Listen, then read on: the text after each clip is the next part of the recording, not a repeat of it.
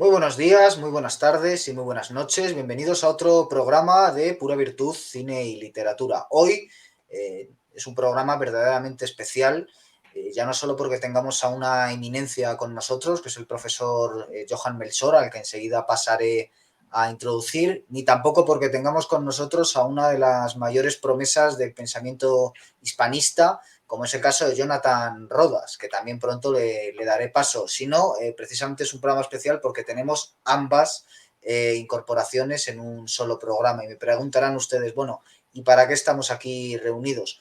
Se trata de otro episodio de la serie Historia Confesional que estamos haciendo, en el que tratamos desde una óptica, una cosmovisión católica, una cosmovisión hispana, tratamos de ver distintos momentos de la historia, sino que además vamos a tratar una de las mayores joyas de la hispanidad, con seguramente quien sea el mayor experto que podamos imaginar al respecto, y también con un estudioso profundo, lleno de intereses, de curiosidad, como Jonathan Rodas, con el que esperamos contar en más programas. Entonces, ya digo, tenemos esos dos alicientes. ¿De qué vamos a hablar? Vamos a hablar de Santiago de Guatemala, de, digamos, cuál es su historia. Nos va a hacer ahora una breve introducción Jonathan Rodas para hacer un contexto, y después el profesor Johan Melchor, que ya digo que seguramente sea el mayor especialista en esta temática, es historiador, es músico, y en la introducción de Jonathan vamos a conocer un poco cómo es la historia a grandes rasgos, y después el profesor va a centrarse en tres cuestiones sobre las que le vamos a interpelar y que seguramente luego den pie a alguna pregunta más. La primera es historia de Santiago de Guatemala, la segunda son las órdenes religiosas de Santiago de Guatemala, y la tercera es el arte y el imaginario religioso de Santiago de Guatemala. Quizás sea un programa demasiado ambicioso para la hora en la que vamos a estar platicando, pero si no llegáramos a cumplir todas las expectativas que nos estamos planteando, pues por lo menos sí queremos plantearnos cumplir la curiosidad que sin duda esperamos haber despertado los espectadores. Sin más preámbulos, quiero agradecerles a ambos la presencia.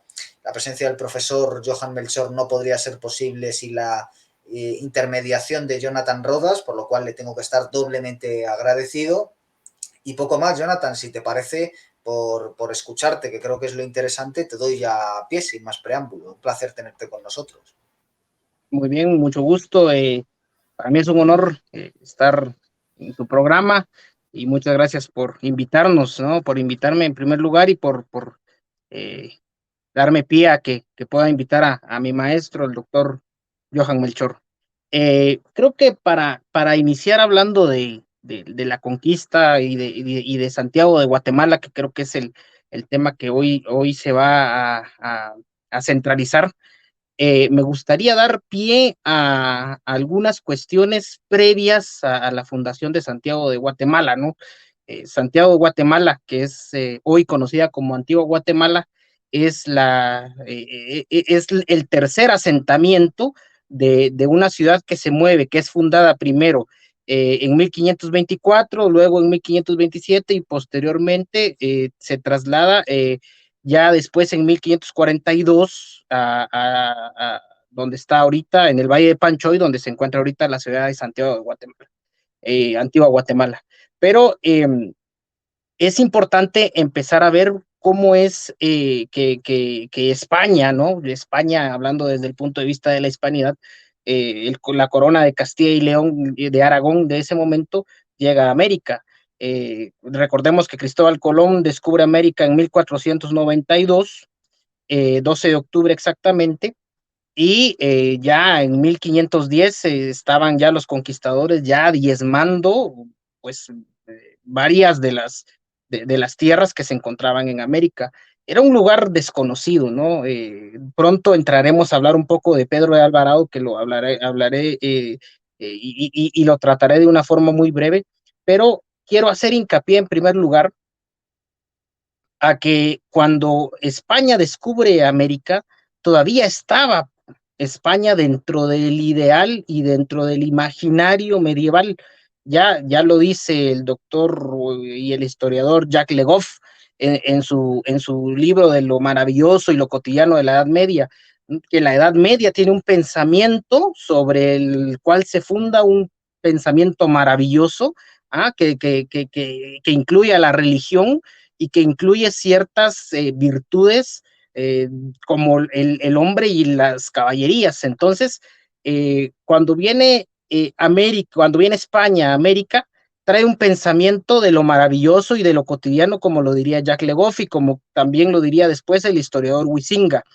Eh, es importante primero resaltar que hoy en día se ha manifestado de que muchos cronistas de la conquista y muchos de los que hablaban de los hechos que ocurrieron y acaecieron en ese momento son un tanto absurdos, ¿no? Porque dicen que exageran las acciones de algunos conquistadores, que tienen pues una fuerza descomunal, que realizan actos fuera de lo humano, pero recordemos que esta forma de pensamiento trae una herencia, en primer lugar, de la epopeya griega, desde la Ilíada, por ejemplo, con Aquiles, a las gestas, los cantares de gestas franceses, y, como no, los libros de caballerías, que digámoslo así, los libros de caballerías surgen en el siglo XV, finales del siglo XV, siglo XVI, y parte de este ideal caballeresco es el que tiene el conquistador que llega a América. Se ha querido indicar muchas veces que el conquistador tiene un hambre por la riqueza, por el oro, y únicamente un querer enriquecerse económicamente, que pues obviamente parte del ideal caballeresco tenía que ver con pertenecer a la aristocracia y pues tener fondos monetarios, pero creo que el pensamiento del conquistador estaba más enfocado en ese ideal y de los principios caballerescos que traen reglas y que traen varias costumbres que Cervantes en su Quijote lo expondrá muy bien en su Quijote de la Mancha. Eh, ¿Por qué tenemos un ideal imaginario? Solo pensemos. En primer lugar, tenemos a Juan Ponce de León en California buscando la fuente de la eterna juventud, ¿no? Es una cuestión maravillosa, es él buscando de fuente en fuente una, unas aguas que le puedan dar la eterna juventud, que vienen del río Jordán. Tenemos la leyenda del Dorado de Sudamérica en Colombia, que los conquistadores buscaban una ciudad totalmente de oro. Tenemos también la búsqueda del Preste Juan, del lugar donde estaba el Preste Juan, que era un elemento de la Edad Media, y tenemos a los conquistadores también buscando al Edén, buscando en estas tierras el Edén primitivo del Génesis. Entonces creo que el imaginario del conquistador sí es caballeresco. Y cuando llegan los conquistadores, llegan en la época de los reyes católicos, que después da pie a que tome Carlos de Habsburgo la corona, y tenemos al emperador del Sacro Imperio Romano Germánico, que es defensor del catolicismo y que se enfrenta a un protestantismo que acaba de surgir, ¿no? Entonces, también ese ideario de defender la cristiandad, de defender el catolicismo como tal, porque se ha separado el protestantismo de la cristiandad. Antes la cristiandad era una sola fuente y viene el protestantismo y se separa. Entonces es esta protección que también da un imaginario bastante fuerte, que después lo dominará perfectamente el doctor Johann Melchor, pero desde el punto de vista literario quisiera primero dejar esto muy asentado, que si dentro de las crónicas de la conquista se establecen hechos maravillosos, es es por un pasado literario que digo, viene desde las epopeyas de la Odisea, de la Ilíada, hasta las gestas y las novelas de caballerías que surgirían en ese momento y que le darían a los héroes ciertos actos que son sobrehumanos, ¿no? Que se puede entender desde este punto de vista, o si los juzgamos desde el punto de vista actual, puede parecernos un tanto ridículos, pero si los leemos desde su época, pues creo que se entiende muy bien. Ahora, en la cuestión de Carlos V, el 23 de octubre, aquí tengo algunas anotaciones, en el 23 de octubre de 1520, mientras Hernán Cortés estaba en la conquista de México, Carlos de Habsburgo, duque de Borgoña y recién entronecido en los reinos de Castilla y Aragón, fue coronado rey de los romanos, o sea, Rex Semper Augustus, y fue reconocido 3 días después como emperador del Sacro Imperio Romano Germánico. Con su corona triunfal, penetró en las puertas de bronce de la catedral, recibiendo la espada y el anillo de su predecesor Carlomagno. Se le impuso la corona imperial del Otón el Grande y se confió su cetro para que él pudiera dominar todo el imperio y el orbe cristiano.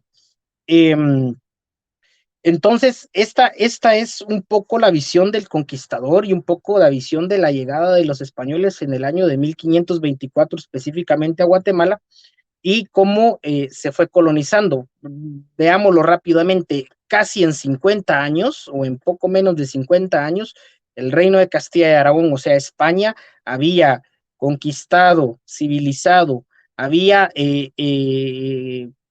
colonizado, había cristianizado y había poblado y diezmado un terreno mucho más grande que sus tierras, que las tierras ibéricas. Entonces, eso es lo que trae España a estas tierras, específicamente bueno, a Guatemala, al Perú, a Argentina, toda Latinoamérica. Trae su lengua, en primer lugar, que es la que hablamos todos desde España y toda Latinoamérica, su cultura, la tradición y la religión, la cristiandad, cuya cristiandad va a hacer que se detengan los sacrificios, porque esa es una de las partes importantes de la conquista, ¿no? El detener los sacrificios y la esclavitud que se estaban dando dentro de los pueblos tradicionales guatemaltecos prehispánicos. Bueno, después de esto tenemos la figura de Pedro de Alvarado, ¿no? Pedro de Alvarado llega a América aproximadamente en 1510, empieza con algún ejército en Cuba, diezma algunas poblaciones cubanas y posteriormente se va con el ejército de Hernán Cortés a conquistar lo que es la Tenochtitlan de los mexicas, la gran Tenochtitlan, con el río Texcoco y los canales. Y aquí creo que toma un protagonismo o empieza a tener protagonismo Pedro de Alvarado. En primer lugar, eh, Hernán Cortés tiene algunas riñas con otro conquistador que se llama Pánfilo de Narváez, lo relata Bernal Díaz del Castillo, y se va y deja al mando de las huestes españolas a Pedro de Alvarado. Se dice que Pedro de Alvarado era un gran jinete, espadachín, un hombre de mucha pujanza, uno de los capitanes más fieros y de la conquista, porque incluso quiso conquistar no solo Centroamérica, sino irse a Sudamérica, y eso lo hablaremos en un ratito, pero dejan a Pedro de Alvarado como comandante al mando del ejército español en Tenochtitlan y se dice que pues exactamente el 20 de mayo de 1520 eh, los ciudadanos mexicas quieren hacer una celebración, empiezan con un ritual y unas ceremonias que lo que quieren hacer es invocar a Quetzalcoatl y pues sin pues algunas razones que habrá tenido el conquistador, entra y mata a muchos de los que estaban realizando las ceremonias. ¿Qué pasa? El pueblo mexica explota y entonces pues asedian a los españoles quienes se tienen que refugiar en uno de los palacios tomando a Moctezuma como rehén de estos. Presentan a Moctezuma para que calme a las huestes o al pueblo mexica y dice la crónica que lo matan con unas pedradas y que matan a Moctezuma y pues los españoles están totalmente diezmados hasta que llega Hernán Cortés y se encuentra con un pueblo, con la ciudad de Tenochtitlan en total rebelión. intenta ayuda a salir a los españoles que estaban pues sitiados por los mexicas. Muchos mueren en la salida, caen al agua por los canales que se encontraban en la ciudad de Tenochtitlan, mueren ahogados por el peso del oro que llevan, por el peso de las armaduras, por los caballos, y al terminar o al poder salir, se dice que Hernán Cortés llora en un árbol la pérdida de sus compañeros españoles, y a este se le conoce como la Noche Triste. Y entonces ahí ya tenemos a Pedro de Alvarado, quien después será protagonista en la conquista de Guatemala, como un personaje que pues es bastante fiero y duro en sus actos. Eh, Pedro de Alvarado, pues por tradición porta la Orden de Santiago, que pertenecía a su padre, y él era un caballero de la Orden de Santiago. Es posible y se especula que por eso llamó Santiago de Guatemala a esta ciudad, porque él pertenecía a esta orden. Luego, en mayo de 1521, gracias también a Pedro de Alvarado y Hernán Cortés, vuelven a sitiar la ciudad de Tenochtitlan, y la pueden tomar, ¿no? Logran tomarla, la destruyen, y después Alvarado es enviado a Guatemala exactamente el 6 de diciembre de 1524.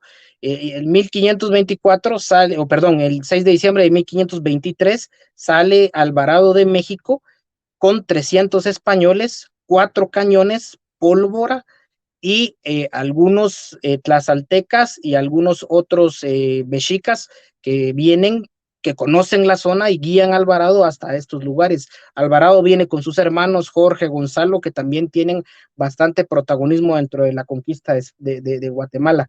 Eh, para no atrasar mucho, Alvarado, al llegar a Guatemala, se topa con dos grandes, digámoslo así, dos grandes grupos de civilizados o tradicionales de Guatemala, que son los quichés y los cachiqueles. Se une a los cachiqueles, y con la unión a los cachiqueles, pues diezman a los quichés, y después en Simché, en la capital de los cauchiqueles, fundan la ciudad de Santiago de Guatemala. Es la fundación que se da en la ciudad de Santiago de Guatemala, en el año de 1524.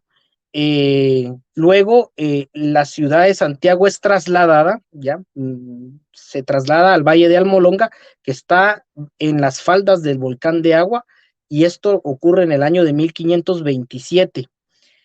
Eh, el temperamento de Pedro de Alvarado es demasiado aguerrido, ya el temperamento de Alvarado es aguerrido, y tiene eh, una necesidad por la guerra. Entonces, se va a Zacatecas, México, a diezmar a un grupo de indígenas que se encuentran en Nochistán, y el 24 de junio de 1541, cuando se encontraba subiendo una pendiente, había un escribano que iba delante de él. Los dos iban subiendo la pendiente, estaban huyendo de algunos indígenas que los estaban atacando, y pues el escribano que va adelante pierde con su caballo el equilibrio, cae el caballo, baja rodando y pasa sobre Pedro de Alvarado. Eh, Pedro de Alvarado es puesto, dice la crónica, es puesto sobre un escudo, como se hacía en la Edad Media, unos escudos grandes, y es llevado y trasladado para que después pueda prestar su confesión y pueda dejar un testamento. Deja como heredera universal a Beatriz de la Cueva, que es la primer gobernadora hispana de Guatemala, es gobernadora de la ciudad de Santiago de Guatemala, y quien desde ese momento se va a conocer como la Sinventura. Ella firma como Sinventura por la pérdida de su esposo Pedro de Alvarado, y deja algunos cuantos reales o algunos cuantos bienes a la iglesia, pide que se le haga una misa, pide que se le entierre en México, y muere después de esto. Poco tiempo después, y aquí voy a terminar, aquí voy aterrizando, En 1542, estando la ciudad de Santiago en las faldas del valle, o perdón, en las faldas del volcán de Agua, en el valle de Almolonga, eh, pues como los españoles habían cortado algunos árboles que estaban en las faldas del volcán y habían quitado habían cortado algunas cuestiones para poder construir sus casas y los hogares donde vivían, después de una fuerte lluvia, 1542, un año después de la muerte de Pedro de Alvarado, eh, después de una fuerte lluvia, se deja venir todo el lodo, las piedras y todo lo que se acumuló de agua en las orillas del volcán, y esto cae sobre la ciudad de Santiago, que estaba en Almolonga, y muere doña Beatriz de la Cueva, la gobernadora de Guatemala, muere en este momento, un año después de que el esposo, casualmente, los dos mueren en una cuesta, ¿no? Uno con el caballo que rueda y que lo mata, y la otra, la gobernanta, con la tierra y el barro que cae y que la mata en la noche después de unas fuertes lluvias. Ya para terminar, bueno, la ciudad es trasladada después a un lugar que se llama el Valle de Panchoy, que está muy cerca del Valle de Almolonga, y es ahí donde se forma la tercera ciudad de Santiago, que es conocida hoy en día como ciudad de Antigua Guatemala. Y quería terminar con la lectura del primer párrafo del libro de Bernal Díaz del Castillo. Creo que Bernal Díaz del Castillo es gran referente para la literatura y para la crónica de la conquista y la literatura española. Y Bernal Díaz del Castillo, en su capítulo 1, específicamente dice, en su historia verdadera, la conquista de la Nueva España, dice, comienza la relación de la historia. Bernal Díaz del Castillo, vecino y regidor de la muy noble ciudad de Santiago de Guatemala, uno de los primeros descubridores y conquistadores de la Nueva España y sus provincias y Cabo de Honduras y higueras, que en estas tierras así se nombran, natural de la muy noble e insigne villa de Medina del Campo. Y entonces con eso continúa y sigue Bernal Díaz del Castillo su narración de hechos. Lo que quiero dejar claro es que Bernal Díaz empieza a narrar su crónica siendo regidor de la muy noble ciudad de Santiago de Guatemala, hoy conocida como Antigua Guatemala, pues creo que esto es importante porque hasta los manuscritos, el manuscrito original de Bernal Díaz se encuentra en nuestro país hoy en día en su archivo histórico. Muchas gracias. Bueno, yo creo que ha sido una exposición fascinante. Quizás el neófito se sienta acogotado pudiera sentirse acogotado por la cantidad de datos, pero yo creo que lo ha relatado Jonathan con tal belleza narrativa y con tal, es decir, yo tenía la sensación de estar escuchando a un gran narrador oral que casi no se ha basado en papel de la antigüedad. Realmente es encomiable y más en alguien tan joven.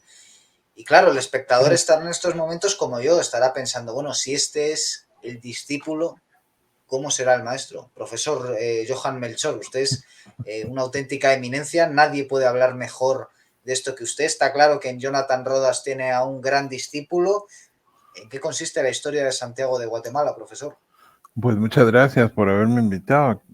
Fíjate que la ciudad de Santiago de Guatemala fue idea de los conquistadores. Ellos venían en la guerra de conquista con bastantes soldados tlaxcaltecas, cholutecas, de todos los que se habían organizado para que eran tributarios del Imperio Azteca y Hernán Cortés los había liberado.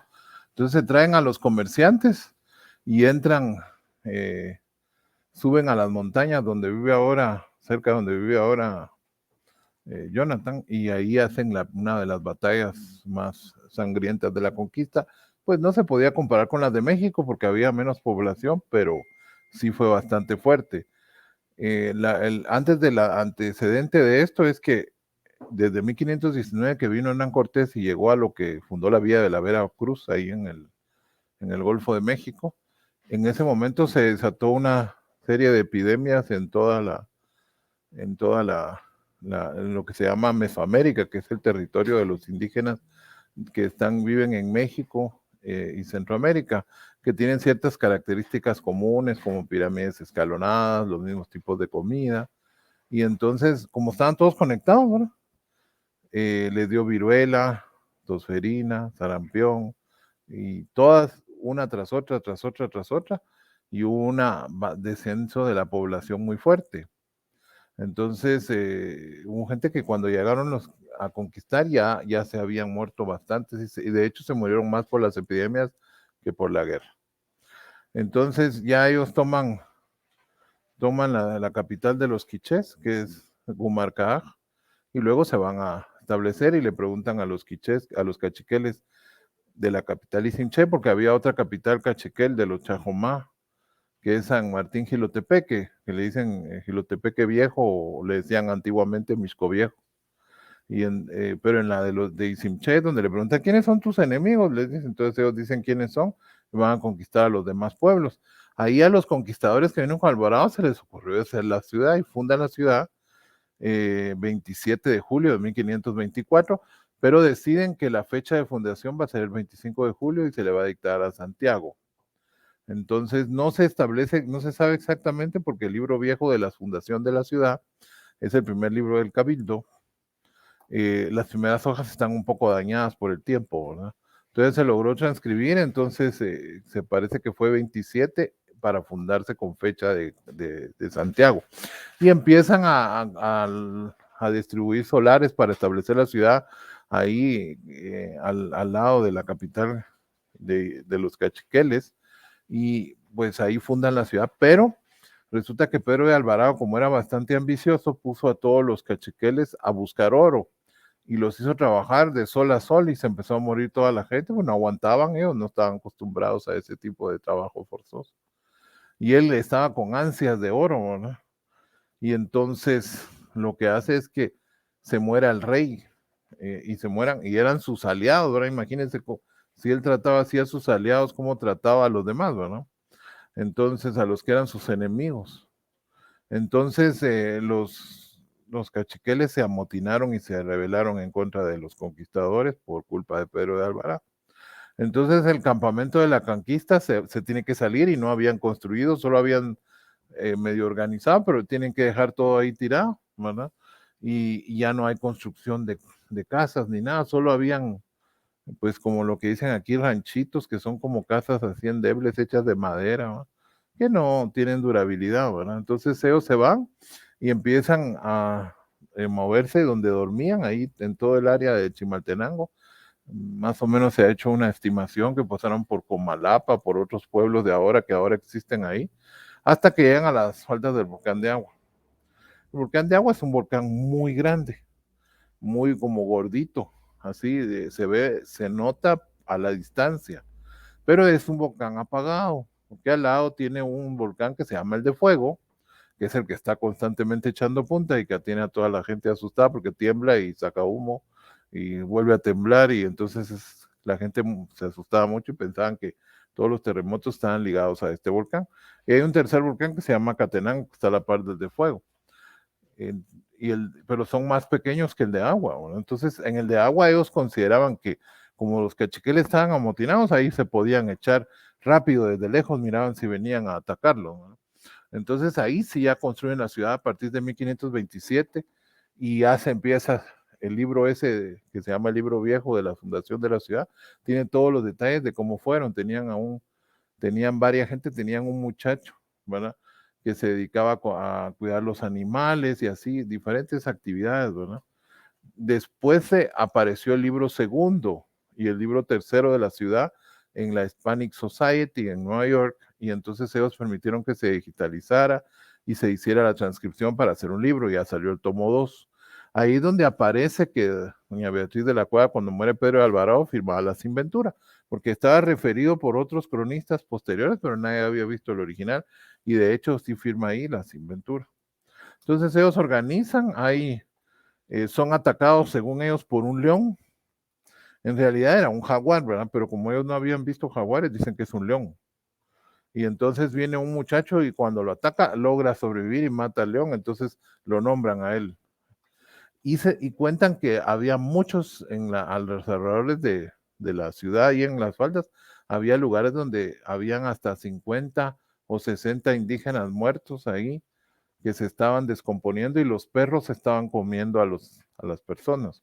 Porque se murieron por enfermedades, por hambre, porque como ya nadie levantó cultivos, no había comida, andaban huyendo de los españoles, se estaban muriendo todos ahí en las montañas, y entonces fue un caos, ¿verdad? Entonces,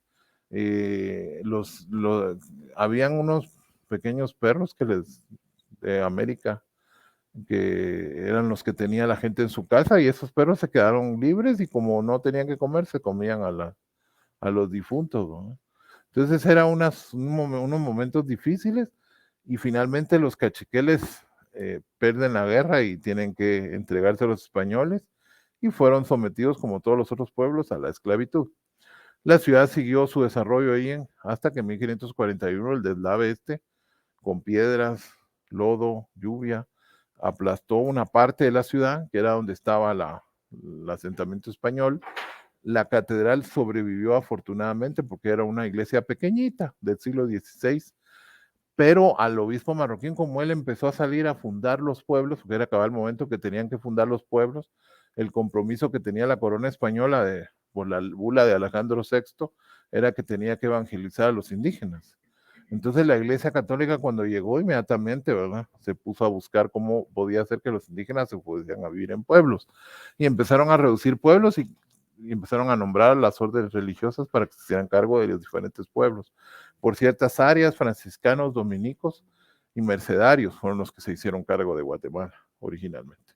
Entonces, de la evangelización de los indígenas. Entonces, cuando salió el obispo a esas menesteres, le botaron la iglesia a los españoles para forzarlo a se trasladar. Ya en 1543 ya hacen todo el traslado del Santísimo de la catedral y se establece en una pequeña iglesita que se construyó, que es ahora la ermita de Santa Lucía, ahí en la antigua. Obviamente el edificio de ahora no es ese, ¿va? Este es diferente, ¿va? Porque se reconstruyó por los terremotos varias veces, pero es en ese lugar donde estaba. Entonces ahí cuando ya se tiene que trasladar, ya hacen la traza a cordel, como en damero o ajedrezado, que eran las trazas del Renacimiento, que eran las que la corona había puesto en la ley de Indias como obligación para hacer en las ciudades americanas. En las ciudades en Europa no podían hacer eso porque ya estaban hechas, ¿verdad? Entonces aplicaban otros principios para tratar de hacer un edificio clásico en medio de un triángulo, del rectángulo, lo que tuvieran, o una L que tuvieran de terreno. Pero aquí sí podían hacer las construcciones específicamente con el Renacimiento. Entonces, todo el Renacimiento se va a aplicar en América. No solo lo hicieron en Guatemala, lo hicieron en toda América. Entonces, hacen la traza y trazaron la parte central, y es la traza original del siglo XVI de la antigua Guatemala. Luego se va ampliando y las calles después ya se van a ir haciendo un poco más pequeñas. Los pueblos indígenas también se trazaron a cordel, pero solo la primera parte. Ya la siguiente parte ya se va como, dicen aquí, como Dios les ayudó, ¿verdad? Ya no había traza, ¿verdad? Entonces ya lo iban haciendo, ya los caminos se tuercen un poquito. Pero los primeros sí son bastante bien, y las ciudades principales como esta, pues resulta que son bastante útiles. En Honduras se había fundado una audiencia pretorial que se llamaba la Audiencia de los Confines, que estaba en, gracias a Dios, Honduras, que iba desde los confines de la Nueva España hasta los confines del Perú, ¿verdad? Estaba en medio de la nada ahí, ¿verdad? Entonces, como ven que la ciudad, gracias a Dios, es muy pequeña, y la ciudad más grande que hay en construcción y en habitantes, según cómo se perfila que la están haciendo, es la ciudad de Santiago de Guatemala, que está ahora en el Valle de Panchoy, abajo de las faldas del Volcán de Agua, en un vallecito muy bonito, con 3 fuentes de abastecimiento de agua. Entonces la audiencia decide trasladarse y se traslada a la ciudad de Santiago. Entonces van a tener la capital de lo que va a ser va a ser llamado después el Reino de Guatemala, Audiencia de Guatemala o Capitanía General. Algunos que le han llamado Capitanía General, pero era el tercer nombre que tenía, que es la parte militar, ¿verdad? Entonces, pero más era lo que más se usaba en ese tiempo era la audiencia, ¿verdad? Y el presidente de la audiencia era gobernador y capitán general de los Reales Ejércitos.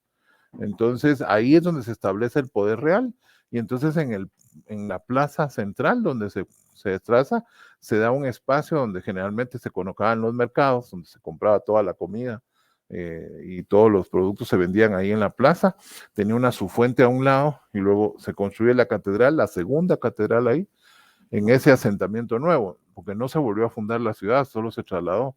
Se siguen usando. El libro tercero es el que arranca en el Valle de Panchoy, y la ciudad sigue usando los mismos libros y lo sigue usando hasta ahora en la capital de Guatemala.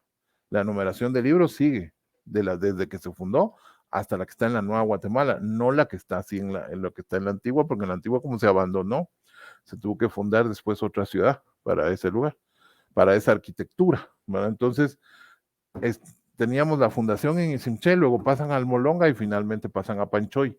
En Panchoy lo que afectó más fueron los terremotos, por lo menos 2 terremotos cada siglo. Y eso hacía que cambiara de fisionomía la ciudad porque se tenía que volver a construir, entonces cambiaba el estilo. Entonces la catedral se construye, la segunda catedral, porque la primera construida fue en Almolonga, en las faldas del Volcán de Agua, donde ahora es San Miguel Escobar en Ciudad Vieja. Y después bajan y construyen la segunda. Con un terremoto del tercer cuarto del siglo XVII se daña la catedral, y entonces ellos decían que esa catedral está muy chiquita, ¿verdad? Y que van a hacer una más grande. Y entonces hacen la catedral que está ahora, que se quedó ahora en lo que ahora es la antigua, que es la tercera catedral que se construye. La cuarta catedral es la que está en la Nueva Guatemala. Esa ya es la cuarta catedral como edificio arquitectónico. Entonces, ahí está la catedral. En la otra parte del parque está el ayuntamiento y el portal de panaderas o del comercio, que es donde estaban los comerciantes. Entonces, ahí estaban los poderes, el poder real, el poder eclesiástico, el poder local, que es el ayuntamiento, y el poder del comercio. De los comerciantes que estaban ahí, habían varios escribanos, ¿verdad? Que tomaban las escrituras, y toda la venta del mercado ahí en medio, ¿verdad? Ahí se daba toda la vida cotidiana, y se establecieron algunas otras iglesias, se fueron haciendo después con el paso del tiempo. La primera parroquia estaba en la catedral, que se llama la Parroquia del Sagrario, y que está ahora aquí en la Nueva Guatemala de la Asunción. Y está la segunda parroquia, que era la de San Sebastián, la tercera, la parroquia de Nuestra Señora de los Remedios, y la última que se hizo en 1754 fue la parroquia de Candelaria, que era de un barrio indígena cachiquel que estaba en la ciudad. Esas son las 4 parroquias que tuvo, y las 4 se trasladaron a la Nueva Guatemala después de los terremotos de 1773. La antigua que nosotros conocemos ahora se construyó allá en aquella época de la ciudad de Santiago después de los terremotos de 1717 de San Miguel Arcángel. Se consideró la posibilidad de trasladar la ciudad, pero finalmente no se decidió. El presidente de la audiencia no quería y el obispo sí, y dijeron que no, que se quedaran ahí. Entonces se quedó, y Diego de Porres, el arquitecto mayor, fue el que construyó lo que ahora todo el mundo conoce como la antigua, porque hizo una fuente que estaba en el centro un poco a un lado del parque, que se llamaba la Fuente de las Sirenas, que después en el siglo XX la desmontaron de ese lugar y la rearmaron con cemento martelinado ya más en el centro del parque, y luego él y su familia reconstruyeron la mayoría de edificaciones religiosas y privadas de la ciudad. Y entonces la antigua luce así por él. Usaron una pilastra que encontraron en un tratado del Renacimiento de Sebastián Serlio en una chimenea, y esa pilastra la usaron en las fachadas recargadas como que del siglo XVIII, que son así como muy abarrocadas. Entonces la antigua se ve ahora como una ciudad, le dicen barroca, pero en realidad es renacentista, porque toda la traza, toda la planta de las iglesias, toda la planta de las casas es renacentista. Solo los adornos de la fachada son recargados, y en esos adornos usa esa pilastra de Serlio. Así se usó la columna salomónica primero, pero después ellos van a usar esa pilastra como la última fase del barroco, y es la que se va a mantener. Luego los hijos de él se van por todo el área del Reino de Guatemala, se van a Honduras, se van a Comayagua, a León, Nicaragua, se van a Ciudad Real de Chiapas y hacen otros edificios que correspondían a esto, ¿verdad? Y como estaba bajo la misma administración desde Chiapas hasta Costa Rica, era dirigido desde Guatemala, entonces ahí es donde ellos se ve la influencia de la capital de la audiencia sobre el resto de las provincias del Reino de Guatemala. Así en resumidas cuentas es la historia de la ciudad. Después en 1773 el último terremoto daña la ciudad, no tanto como el terremoto de 1717, pero el presidente de la audiencia que acaba de llegar, don Martín de Bayonga, sí se asustó mucho porque él tuvo que dejar su homenaje de casa porque estaba lloviendo, era en julio, era una época lluviosa. Imagínense aquella época donde no había carreteras, ¿verdad? Sino que eran caminos de los mayas, ¿verdad? Y eran los caminos que usaban y solo los habían anchado un poquito para que pasaran carretas.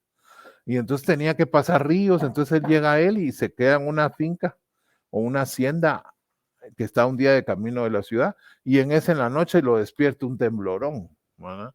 Y se levanta el asustado porque en España no había sentido el temblor. Entonces cuando él entra a la ciudad y va a entrar al Palacio de la Audiencia, vuelve a temblar y la gente empezó a levantar lo que dicen en Guatemala bolas, que son las cosas que cuando la gente empieza a predecir cosas de alguien que llega, ¿verdad? Y le levantan, le dicen que él viene por un mal presagio, que viene a hacer bastante daño. Y tenían razón porque el traslado a la ciudad fue dañino perjudicialmente para toda Guatemala e incluso para Centroamérica. Porque él se decide trasladar, se agarra la audiencia, se van allá, se vienen a la Nueva Guatemala y en el pueblo que está aquí de indígenas Pocomames saca a los indígenas de sus casas y el ayuntamiento y se establecen ahí y los dejan durmiendo en la calle a los indígenas. Y él manda la petición al rey y el rey, saber en qué onda, se le autorizó, se le antojó aprobar, no sé si lo entendió bien o solo se lo dijeron y él solo dijo que sí. El arzobispo no quería, ¿verdad? Al principio cuando fue el terremoto todos querían irse, pero después ya se dieron cuenta que no era factible y el traslado salió carísimo, ¿verdad? El gobierno español dijo que iba a poner y al final ya no le dio a todos los que les ofreció poner y las arcas de la Real Hacienda se fueron a la quiebra. Y para la independencia Guatemala tuvo que prestar dinero a México porque no alcanzaba. Entonces, y todo fue a raíz del traslado, porque trasladar una capital es carísimo, ¿verdad? Volver a construir todos los edificios, trasladar todo. Entonces hubo un momento que el ayuntamiento se puso a que ya no dejo, ya no autorizo, ¿verdad? Se trasladaron como Ciudad de Santiago y se llevaron el libro 9, está ahí, que se pasan a la ciudad, a la Nueva Guatemala, y siguen siglo X, XI y todos en la Nueva Guatemala, porque lo único que hizo el rey fue cambiarle de nombre y le puso Nueva Guatemala de la Asunción. Y en la antigua, ¿qué quedó? Pues quedó una ciudad arruinada, un escribano, unos párrocos que el arzobispo que nombraron después del arzobispo que se opuso, nombró 3 párrocos para que se hicieran cargo interinamente de los vecinos que se quedaban, porque conforme iban construyendo las casas, iban trasladando las familias, ¿no?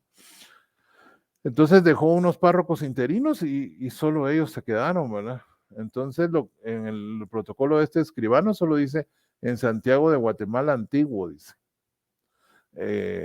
O sea, ya no había ayuntamiento, entonces empieza a llover y se sale el río Pensativo, que es el que está ahí al lado del antiguo, y se inundan las calles, la gente tira basura en las ruinas, no hay quien la recoja, ¿verdad? Y entonces se queda abandonada esta arquitectura hasta que el rey Carlos IV en 1799 autorizó y fundó la Villa de la Antigua Guatemala, la cual ha funcionado desde esa época en la arquitectura que era anteriormente de la ciudad de Santiago, pero no es la misma ciudad. Legalmente no es la misma, ¿verdad? Se usa la misma arquitectura, pero no es la misma ciudad desde el punto de vista legal, porque la ciudad original está en la Nueva Guatemala de la Asunción.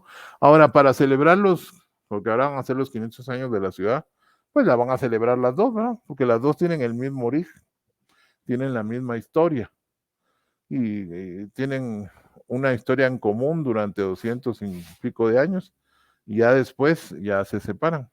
Entonces a partir de ahí ya surge la antigua y la antigua como esa pequeña villa que después de la independencia la elevan a la categoría de ciudad.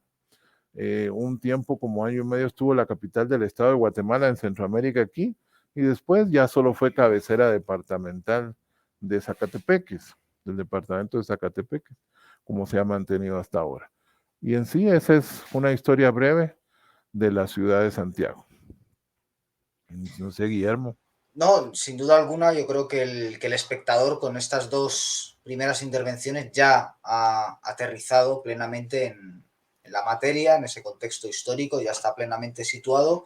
Entonces tenemos encima de la mesa dos cuestiones que habíamos planteado al principio, órdenes religiosas y arte imaginario religioso, pero me da que quizás sea un itinerario demasiado ambicioso. Entonces, no sé si quieren, entre ambos, que son los que conocen el tema y yo todo lo que pueda decir son sandeces, hacer algún tipo, Jonathan, no sé, de observación, de comentario, de pregunta. Si no, el profesor, pues que nos hable de, por ejemplo, el arte y el imaginario religioso. Pero si no, Jonathan, si quieres sacar algún tema a colación y que luego el profesor haga un comentario y como ustedes prefieran, son los dueños del tema. Eh, bueno, en cuanto a las órdenes religiosas, ya lo expuso el profesor a grandes rasgos. Hay una orden religiosa que me parecería que sería importante tocar de forma un tanto ligera, que es la orden betlemita, ¿no? Que es la orden religiosa que surge o que se crea en Guatemala o en Santiago de Guatemala. Y pues tal vez que el profesor nos explique un poco sobre la orden betlemita. Y no sé si no estoy mal, es la única orden religiosa que se crea en América. Sí, me parece interesante que pregunté sobre la Orden de Belén porque es una orden eminentemente americana fundada por Pedro de San José de Betancourt, que era un joven que llegó de las Islas Canarias, que se fue a vivir y y cuando él llegó se hincó y dijo, aquí va a ser mi casa, y quiso entrar a ser jesuita, pero no, era muy difícil el latín para él, entonces hizo hermano terciario franciscano y estaba mucho tiempo en el Calvario, que era la iglesita que tenían siempre los franciscanos. Tenían su iglesia, después tenían unas capillas de pasos y al final había una iglesia del Calvario donde hacían los ejercicios Via Crucis para Semana Santa, ¿no? Entonces él se mantenía mucho ahí y notó él que en el Hospital San Juan de Dios que había en la ciudad y que se trasladó aquí y existe todavía en la ciudad de Guatemala, ese hospital solo recibían españoles, fueran nacidos en la península o en América. Entonces todos los indígenas, afrodescendientes y todos los demás, mestizos, no los dejaban en la calle, ¿no? Entonces él fundó un hospital, que es el Hospital del Hermano Pedro, y pidieron la autorización para formar parte de una orden a Roma. Se tardó tanto el proceso que cuando llegó la autorización el hermano Pedro ya había muerto. Entonces, el hermano Pedro fue canonizado hasta con Juan Pablo II, ¿no? Y entonces había un joven ahí que muy estudiado, de una familia importante de la ciudad, que decidió hacerse hermano belemita. Entonces él con otros muchachos se convirtieron. Hay una novela que Jonathan se sabe muy bien, donde aparece Rodrigo de la Cruz y el hermano Pedro. Él está enamorando a una muchacha que es casada y entonces el hermano Pedro lo detiene y le dice que se recuerde que se le puede perder el alma y él ya no entra y se salva. Entonces se mete a la orden. Es muy bonita esa novela de los nazarenos de José Mía y Vidaurre, por si la pueden leer. Es bastante sencilla y bastante rápida de leer. Y él entonces, Rodrigo de la Cruz, entra y crea el hospital, les dan un terreno, crea también la orden femenina para atender a las mujeres, bueno. Entonces, esta orden, él se va a Nueva España, a México, y crea ahí el hospital, logra conseguir los fondos y construyen el hospital de Belén de México y y la orden se extiende por toda América, porque ahí es donde había muchos indígenas, muchos esclavos, entonces todos estos iban ahí. No tenían tecnología médica para salvarlos, pero lo que sí era es que los trataban con mucho cariño a los enfermos, ¿verdad? Y con lo que se podía, pues salvaban a la gente, ¿verdad? O la cuidaban muy bien antes de que muriera. pero no la dejaban tirar en la calle, ¿verdad? Entonces el hermano Pedro sí funda esa orden que después de la independencia, cuando ya estaban a los bordes de 1820, antes de la independencia, las Cortes de Cádiz la suspenden porque los belemitas se habían metido en la guerra de independencia. En Sudamérica iban en el ejército de independencia y en Guatemala habían hecho una conjuración en Belén y se habían ido todos presos y los habían condenado al exilio en África, que finalmente ya no los mandaron, ¿verdad?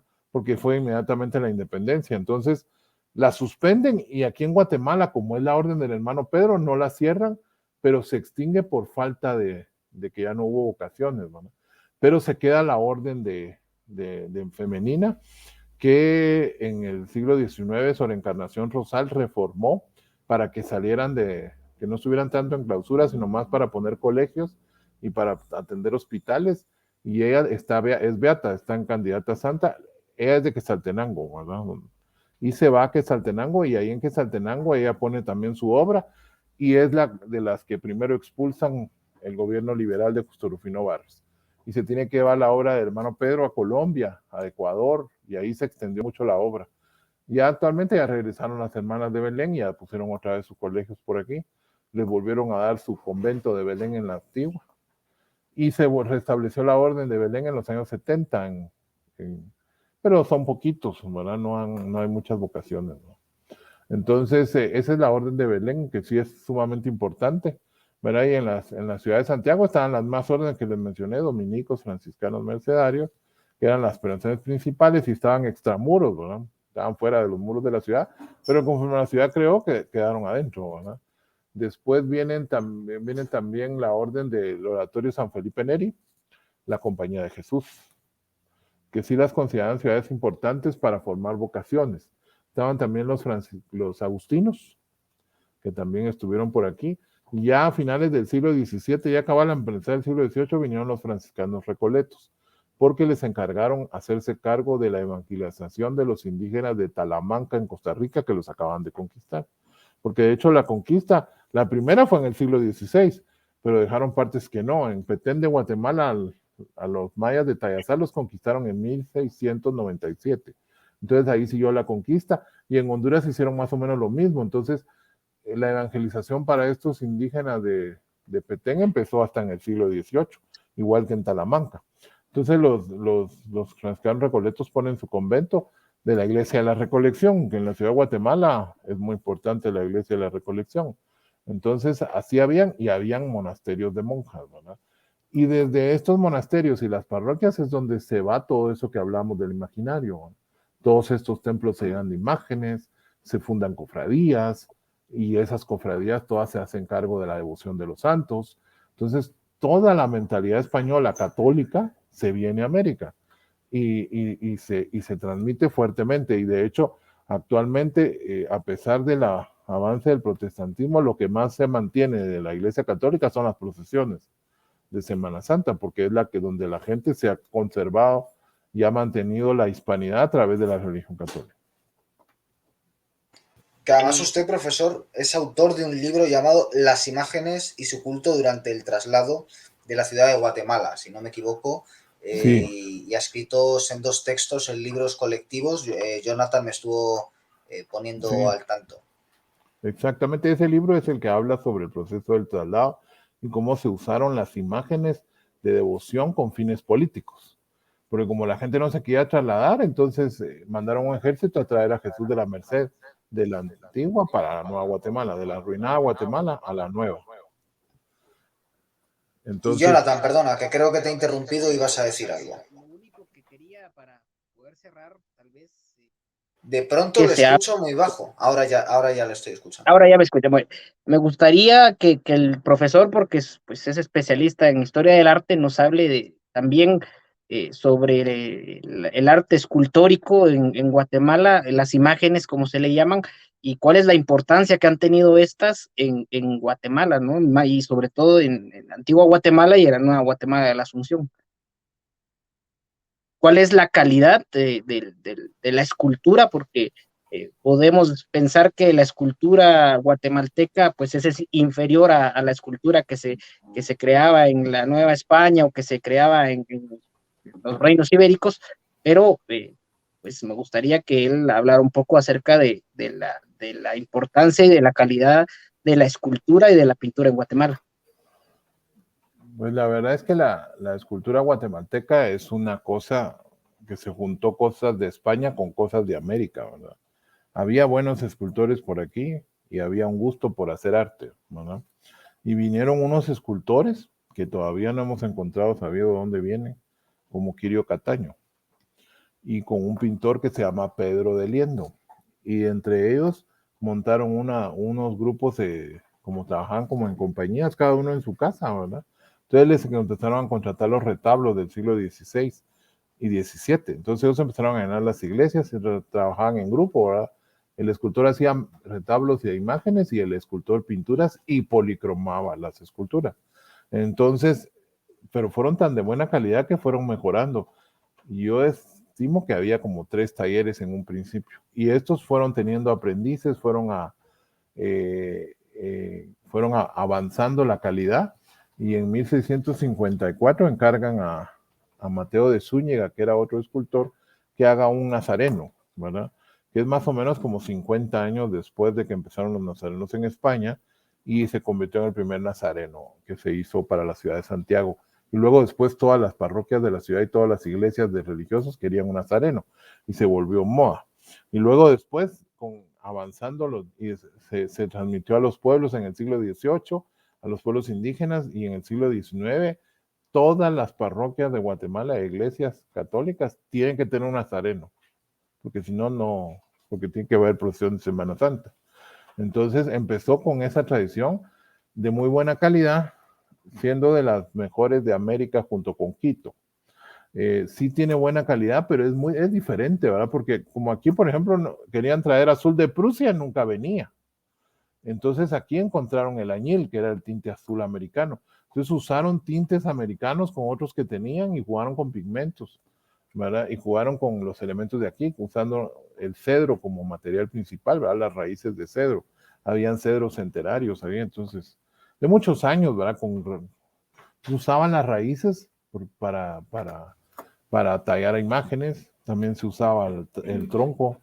Entonces, eso es lo que se hizo juntar cosas americanas con cosas hispánicas, que desarrolló una escultura que es diferente, pero de una excelente calidad. Si ustedes, alguno puede venir a Guatemala, van a ver las iglesias en la Antigua y las de la Nueva Guatemala. Incluso en los pueblos hay excelentes imágenes, ¿verdad?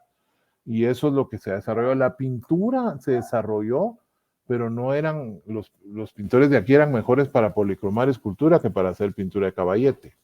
En ese caso, la pintura de la Nueva España, de México, se desarrolló más porque Carlos V mandó unos pintores flamencos a Nueva España, con ese fin de hacer una escuela de pintura. Entonces, sí, no, es mucho mejor calidad la de Nueva España. Ahora la escultura sí es mejor en Guatemala, así como la platería, que tuvo un desarrollo bárbaro. Ahora incluso en México preferían pedir las piezas las más finas de su platería a Guatemala. Y hay parroquias en el norte de México que encarnaron esculturas a Guatemala y que ahora son obispados, ¿verdad? Entonces tenemos la Catedral de Saltillo en Coahuila, que tiene el santo patrón y otra imagen que son guatemaltecos, y se nota la diferencia con los demás. A mí me las mostraron unos amigos de la UNAM, la doctora Cara Bargenin, cuando estaba haciendo un trabajo, y le dije, sí, esa es guatemalteca. Y después, al poco tiempo, me dijo, ya los que están trabajando ahí en los libros ya encontraron en qué año la mandaron a pedir a Guatemala. Y así hay otros amigos que han trabajado, como Pablo Amador, que ha encontrado escultura guatemalteca en Oaxaca, en España y en diversos lugares, ¿verdad? Que han encontrado y que les han encontrado hasta la historia de cómo la mandaron a hacer. Entonces sí tenía su éxito la escultura guatemalteca, y como había algunos españoles que tenían negocios aquí y mandaban sus ganancias para allá, a los que vivían allá, entonces de paso les compraban unos santitos, ¿verdad? Entonces, y se quedaban encantados, ¿verdad? Porque les llegaba el dinero y les llegaban santos, ¿verdad? Y están todos devotos en esa época, católicos, pues estaban pues de lo más contentos de que les mandaran cosas, ¿verdad? Entonces, esa es la escultura guatemalteca y forma parte de lo que ustedes llaman el imaginario, ¿no?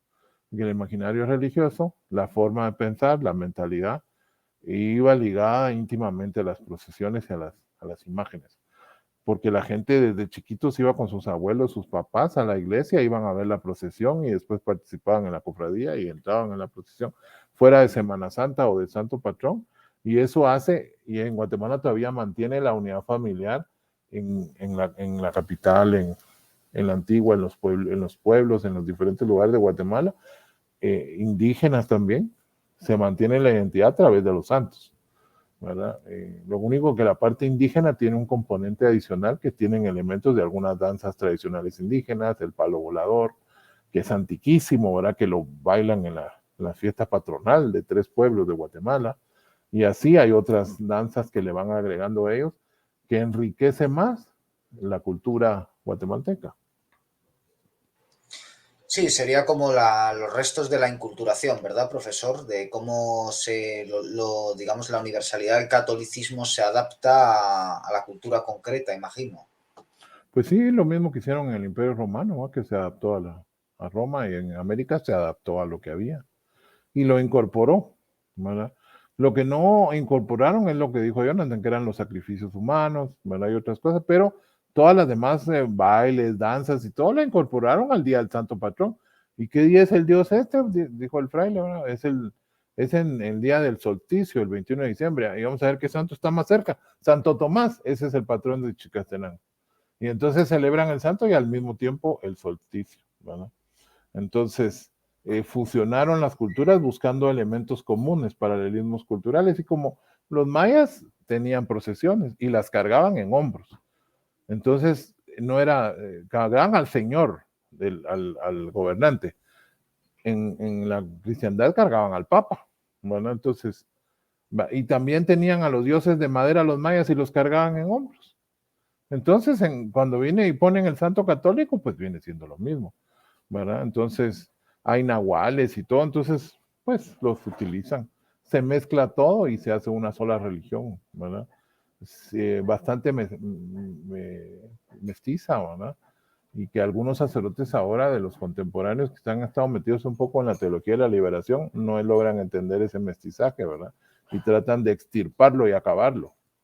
Pues no entienden que se formó para poder evangelizar a todos, ¿no? Y se formó como parte de un proceso largo, y ahora ellos lo que quieren es romper con toda esa tradición para poner ideas diferentes, ¿no? Me parece brillante esta reflexión, profesor. Jonathan, como has empezado haciendo una brillante exposición, ¿alguna reflexión que se te ocurra que quieras hacer a modo de cierre y ya nos despedimos después de haber tocado estos puntos clave? Muchas gracias, Guillermo. Pues simplemente establecer, ¿no? que Guatemala específicamente adopta la tradición cristiana católica que viene de los reinos de Castilla y León y de Aragón, y las fusiona con algunos elementos que se encuentran aquí en Guatemala. Hay una imagen muy importante que no se ha visto, pero que quedan rastros de ella, que es la Virgen de Concepción, la Conquistadora. Los conquistadores traían un tríptico, y en ese tríptico estaba la imagen de la Concepción, y pues estaba San Juan Bautista y Santa Isabel dentro del mismo, y dicen las narraciones que utilizaban este elemento en las batallas para protegerse pues, de las heridas, de la muerte. Y también algo muy importante que se me olvidó destacar fue que la primer misa que realizan los españoles la hacen aquí exactamente en el valle donde yo estoy, en la villa de Salcajá. Hacen una misa bajo una enramada, y tiempo después se construye una pequeña ermita que todavía sigue en pie, con características del siglo XVII, XVIII, y ahí estuvo la imagen. La ermita se llama Ermita de Concepción la Conquistadora, y pues ha traído mucho turismo. Pero creo que sí, el elemento tradicional religioso, el catolicismo, por así decirlo, el lenguaje y el catolicismo se pregna muy bien en Guatemala. Y hoy en día, como dice el doctor Melchor, en Semana Santa son manifestaciones de fe millones de personas que asisten a ver al santo, que quieren cargarlo en hombros, o sea, todos quieren vestir con los elementos tradicionales de las procesiones y salir a cargar al santo en hombros, y es impresionante la cantidad de gente que llega a la antigua Guatemala para época de Semana Santa a ver a Jesús Nazareno, al Señor sepultado, y a las diferentes imágenes, al Señor, a Cristo, a Jesús de San Bartolo, que es el Señor de la Caída, que ha generado muchísima masa de personas que quieren ver al Santo Padre. Entonces todavía están esos elementos tradicionales de la colonia y fusionados ecuménicamente con las tradiciones guatemaltecas, que como dice, las danzas, el rabinal, está la danza de moros y cristianos, que es muy importante, porque dentro de la danza de moros y cristianos que se celebra en muchas aldeas indígenas aún, tratan este elemento, moros contra cristianos, que es la lucha de la reconquista de los musulmanes con los españoles cuando los echan en 1492, que son danzas que probablemente fueron enseñadas por los religiosos que venían en su época, y hoy en día el lugar de donde se fabrican esas máscaras se llaman morerías. ¿Y por qué morerías? Porque es el nombre del moro, la máscara del moro, que le da nombre a esto, y por eso el lugar se llama morería, pero se fabrican diferente tipo de máscaras. También las máscaras en Guatemala creo que tienen mucha relevancia y que pues da para otro tema, porque las danzas y la máscara está muy vinculada. Por ejemplo, a la máscara del rabinal, las máscaras que se utilizan para el baile del rabinal, se velan una noche antes, se hace la velación de las máscaras, cual Quijote a sus armas, y después utilizan esta máscara como elemento tradicional para hacer la ceremonia, ¿no? Y hay elementos de ritualidad y de tradición muy importantes dentro de la cultura guatemalteca, que da ese mestizaje de lo hispano y de lo americano. Jonathan, ha quedado claro, además de que conoces al dedillo la historia de Santiago de Guatemala, que eres un estudioso de la tradición, de la hispanidad. Esperamos tenerte pronto hablando de cualquiera de ambos temas, de René Guénon, de Julius Ébola, de Ramiro de Maeztu, quién sabe, en el canal. Profesor, ¿usted quiere hacer algún tipo de añadido, comentario o reflexión sobre esto que acaba de decir Jonathan, o sobre cualquier otro tema? Con total libertad, por favor. Gracias. Realmente lo que dijo Jonathan es muy importante. Los españoles venían con ese tríptico y venían con unas vírgenes conquistadoras, y de hecho la principal de ellas es la Virgen del Socorro, que es una Virgen de la Leche, que está ahora en la Catedral de Guatemala, ¿verdad? Porque se trasladó de la antigua a la catedral y tiene su capilla. Es una virgen pequeña que iba atornillada en un estandarte de madera, y entonces ahí venía, recibió flechazos la Virgen. En el siglo XVIII, XIX la vistieron, y ahora últimamente ya no la visten, sino que la dejaron con su indumentario original del siglo XVI. Estas vírgenes eran las que venían protegiendo, ¿verdad?, a los españoles, que venían ellos encomendados a estas imágenes. Y de ahí se regaron el amor por las imágenes, y con esa calidad que tienen las imágenes, es que cuando la gente va a ver la procesión, le provocan esas sensaciones del poder de las imágenes que habla David Friedberg, y la gente se pone a llorar, ¿verdad?, cuando ve las imágenes, sobre todo los nazarenos, ¿verdad?, en Guatemala, y eso es mucho que viene de la época hispánica, y se mantiene todavía, y son tan de buena calidad esas esculturas que emocionan a la gente, ¿verdad?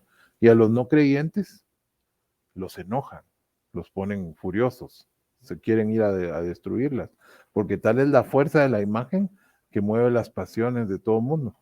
Entonces, sí son obras de óptima calidad, vienen de estas ideas originales de las vírgenes conquistadoras, de las imágenes que vinieron primero, y de los excelentes escultores que hubo después, y hacen que la cultura hispánica esté presente en Guatemala, y la gente no lo percibe, está viva, y por mucho tiempo más, ¿no? Si podemos ver la parte de fondo del donde está el doctor Johann Melchor, podemos ver un nazareno, ¿no? Ese es el nazareno, el Cristo que carga la cruz, y que creo que ha tenido una personalidad o ha adquirido una relevancia muy importante en Guatemala, el nazareno como tal.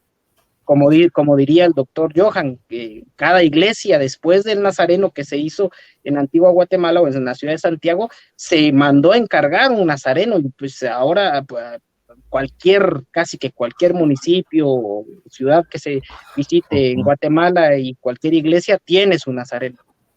De hecho, Ya, este que está aquí atrás de mí es el nazareno de la Merced de la Antigua. Él no era de la Merced, ¿verdad? Porque el de la Merced se trasladó a Guatemala. Él estaba en una ermita que se llamaba San Jerónimo, pero no recibió orden de traslado. Entonces se quedó en la Antigua, y como se quedó solo, pues lo fueron trasladando primero a San Sebastián, después a la Merced, y ahora es el que sale Viernes Santo en la Antigua, y que es famosísima esa procesión porque es la que más se promociona del turismo. Entonces es una foto antigua que se arregló y se volvió a imprimir para todos los que nos quisiéramos tener, y yo afortunadamente tengo una, ¿verdad? Que es de las fotos antiguas de uno de los primeros fotógrafos que vino, que era un fotógrafo japonés que vino a la Antigua, de apellido Jazz. Se casó con una antigüeña y se volvió católico. Entonces a él lo tenían fotografiando a todos los santos, y luego vendían las fotitas en la venta de la hermandad, y todavía se sigue haciendo eso, ¿verdad? Él puso de moda eso, le tomaba la velación donde ponían a Jesús en su altar como con un mensaje, y luego después le tomaba solo la imagen como retratos, y toda la gente quería sus retratos en su casa, entonces hicieron un montón de copias, y ahora se escanearon y se mejoraron digitalmente para que todos la pudiéramos tener. Entonces es un rescate fotográfico de una imagen de las que se quedó en la Antigua, ¿verdad? y es importante entender esto. ¿Cuál fue el motivo o cuál fue el motivo que los habitantes de la ciudad de Santiago de Guatemala, a la hora de trasladarse a la nueva Guatemala de la Asunción, pudiera irse? Y fue trasladando a sus imágenes de devoción para que ellos fueran detrás de las imágenes. O sea, es la importancia de la imagen, tuvo una importancia, creo que eh, de primera línea para que los de la ciudad de Santiago, de la arruinada antigua Guatemala, se trasladaran persiguiendo a la imagen de devoción, no la querían dejar atrás. Entonces ellos dejaron todas sus cosas, dejaron su casa, dejaron todos los elementos que tenían, su homenaje, todo en Antigua Guatemala, y se trasladan a la Nueva Guatemala persiguiendo a la imagen religiosa. Eso es creo que es un fenómeno muy, muy importante para entender la importancia de la imagen en Guatemala. Pues no sé si quiere añadir algo, profesor. No, está bien ahí. Creo que si quieres que agreguemos algo, pues tendríamos que hacer otra Otro charla programa así amena, otro programa, sí. que sin duda alguna da para ello. Claro. Ha sido un placer tenerles a ambos. Yo creo que es un programa fascinante al que yo ya desde este momento le tengo un cariño especial. Así que si Santiago de Guatemala es una joya de la hispanidad, pues sin duda alguna este humilde programa es una joya del canal. Les agradezco mucho a ambos que hayan participado en el programa. Ha sido un placer y un honor. Y a los espectadores, pues también muchas gracias por su atención. Esperamos que les haya interesado tanto al menos como al que les está hablando. Muchas gracias por su tiempo y su atención. Volveremos pronto con más programas en Pura Virtud, Cine y Literatura. Hasta pronto. Muchas gracias.